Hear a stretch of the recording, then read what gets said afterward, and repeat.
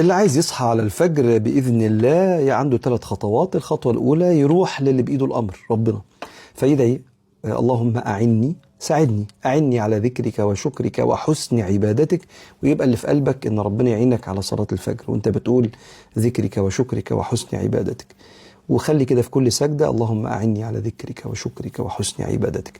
حاجة تانية، نام بدري، لأن اللي بينام متأخر جسمه ما بيساعدوش إنه يقوم، مهدود مكسر، والجسم يعني بيعترض فيرقدك.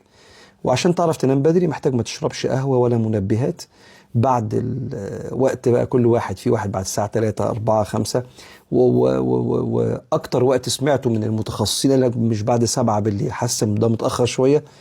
أغلبهم بيقولوا من بعد 3 4 العصر. يعني حاول على قد ما تقدر، حتى لو كنت بتحب القهوة زي كده، فما تشربش قهوة عشان ما تسهرش بالليل وتلاقي نفسك قبل الفجر اترميت كده مكسر وما تعرفش تصحى.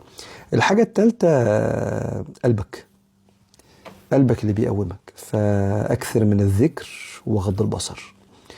أكثري من الذكر وغض البصر. الذكر بالذات لا إله إلا الله اللي بتقوي القلب وتصحيه. جددوا إيمانكم بلا إله إلا الله. وربنا ياخد بإيدينا يا رب.